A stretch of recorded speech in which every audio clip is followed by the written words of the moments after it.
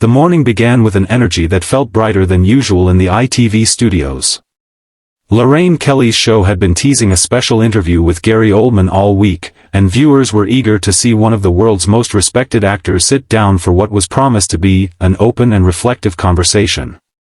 The crew prepared everything perfectly, cameras polished, lighting soft, music upbeat. Lorraine herself seemed genuinely excited. She admired Oldman deeply for his legendary performances and his reputation as one of cinema's true chameleons. No one suspected that this would become one of the most talked-about interviews in British television history for all the wrong reasons. Gary arrived at the studio dressed simply in black, his glasses perched low on his nose, and a quiet air of detachment around him. He was polite but distant, the kind of presence that suggested brilliance and volatility in equal measure. He chatted briefly with a producer, made a few sardonic jokes about early morning shows, then settled into the green room with a cup of tea. Lorraine popped in before airtime to greet him warmly.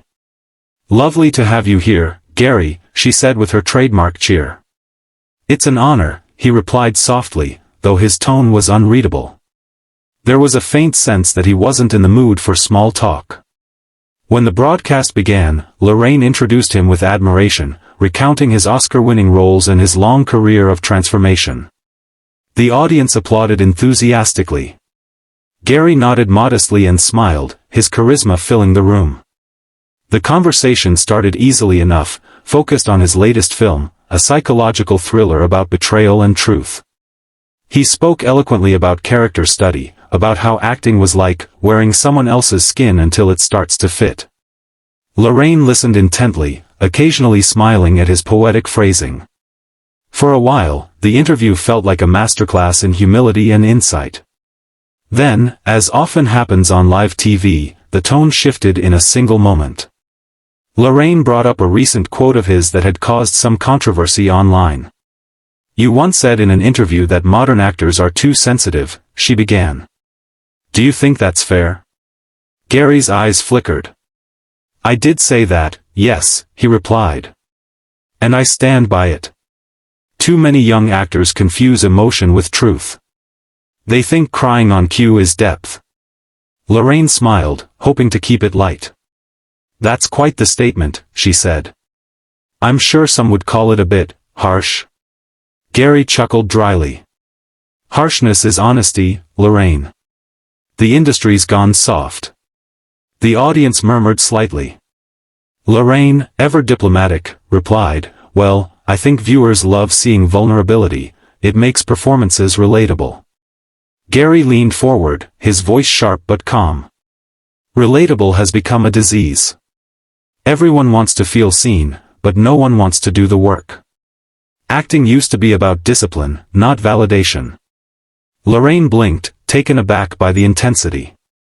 "So you think modern performers aren't as committed?" she asked. "Most aren't," he said bluntly. "They want awards, not art." There was a pause. Lorraine tried to laugh softly, to break the tension. "You do realize you might be offending quite a few of your colleagues watching this morning," she teased. Gary gave a small smirk. "If they're offended, perhaps they should take up gardening instead." The audience gave an uneasy chuckle. Lorraine hesitated, unsure whether to push further. "That's quite an insult, isn't it?" she asked gently. "It's an observation," he said flatly. "If truth sounds insulting, then maybe people should ask themselves why." The studio had grown noticeably quieter. Lorraine shifted slightly, her professionalism unwavering. "You've always been known for being outspoken," she said carefully. "Do you ever worry that your honesty might alienate people?" Gary's response came without hesitation. "I'm not here to make friends, Lorraine. I'm here to tell the truth. The business is full of fragile egos and false idols. Someone has to say it." His tone was firm, almost defiant. Lorraine smiled tightly, realizing the audience at home was likely divided between awe and discomfort. Trying to redirect the conversation, she brought up his past collaborations with young directors and rising stars. "You've mentored so many new talents," she said warmly. "Surely that shows you still believe in the new generation?" Gary leaned back. I believe in talent, not entitlement, he said. There's a difference. Most of them want the spotlight, not the craft. Lorraine's eyebrows lifted slightly. That's quite cynical, she said. Realistic, he corrected. Cynicism is what happens when reality meets hope too often. The tension was now thick enough to feel. Lorraine, ever graceful, tried to soften her tone. Well, you certainly don't mince your words, she said with a laugh. Gary shrugged. Why should I? We live in a world where people are applauded for mediocrity. I refuse to clap. There was a stunned silence before Lorraine asked lightly, do you think you might be sounding a bit elitist? His expression darkened. Elitist? For expecting excellence? That's the problem, isn't it? We've lowered the bar so far that anyone who asks for better is called arrogant. She tried to lighten it. Oh, I wouldn't call you arrogant, she said playfully. Maybe just a bit, opinionated. He raised an eyebrow. Opinionated is the polite word for difficult, isn't it? The air shifted again, laughter dying instantly. Lorraine smiled faintly. Not at all. I just mean you're passionate. Gary gave a low laugh. Passionate, difficult, arrogant, they're all the same label when people can't handle what you're saying. At this point, the interview was beginning to feel like a chess match. Lorraine attempted to move to a neutral subject. Let's talk about your family, she said. You've spoken before about how they keep you grounded. Gary looked up sharply. I'd rather not, he said curtly. I came here to talk about my work, not my private life. She nodded quickly. Of course, I respect that.